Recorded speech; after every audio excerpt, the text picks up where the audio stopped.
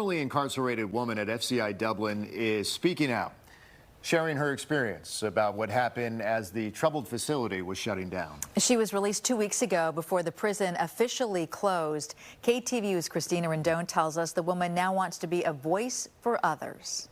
How did you find out the prison was closing, and what went through your mind? We all woke up to it on the news. Just all the TVs scrolling across the bottom said Dublin prison closing today. I mean, the whole place was in a panic. People were crying. My absolute best friend in there is 80 years old, and to see what she went through, that just fear of being shackled.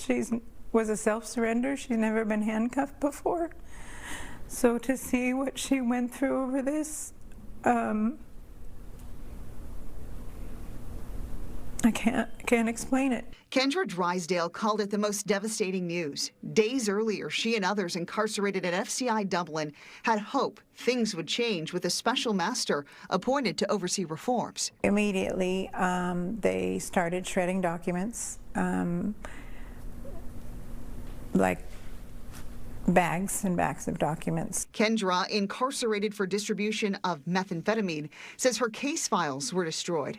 The program she completed at other prisons and anything she earned at Dublin, like certificates and a diploma, gone. It looked like I had completed nothing. Anything positive that were in our files were no longer there. People's compassionate releases were shredded. At the beginning of the year, Kendra testified in federal court about the retaliation she faced for reporting an officer who she says inappropriately touched her breasts during a pat-down search in 2023. I've been incarcerated for a long time now, and never ever has anyone done that to me before. Maybe she was just being overly thorough, I don't know, but I felt like it was not policy and it was not okay. She also testified about lack of medical care. Did not take me for the CT scans until Judge Gonzalez, until I testified in front of Judge Gonzalez. That's when they took me, right after I testified, and I never got the results or got to see a doctor again after that. They will do the immediate care that they're forced to do, but after that, there's no follow-up care at all. In response, a BOP spokesperson says medical care is given with a person's needs addressed on a case-by-case basis and treatment tailored to their condition. As women were transferred out in preparation for the closure, the 50-year-old says she was set to go to a halfway house in Oakland. Her attorneys pushed to have her credits looked at again by officials. Turns out, Kendra had already completed her time. She was supposed to be released in February instead of April. I can't say whether they purposely miscalculated my credits, but they're saying it was an error. And the federal judge agreed. Kendra's record was cleared 2 weeks ago. She was released from FCI Dublin, reuniting here with her family.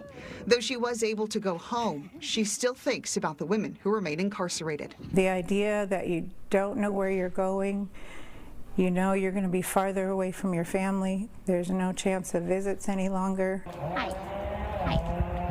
She's now adjusting to her new life on a farm in Santa Cruz County. I had to go to Costco the other day and I cried.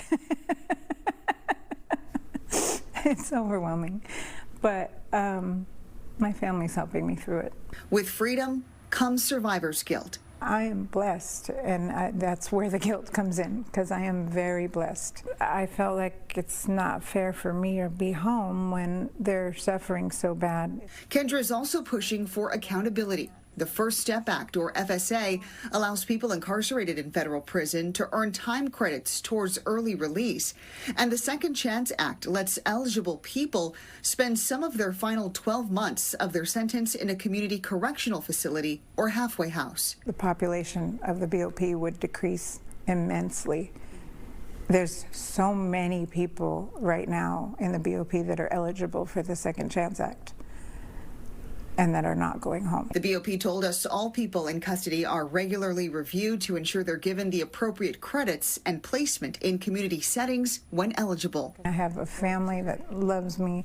I'm sober today. I have so much going for me. I will not stop working with the coalition and working whatever I can to help to fight for everyone's rights.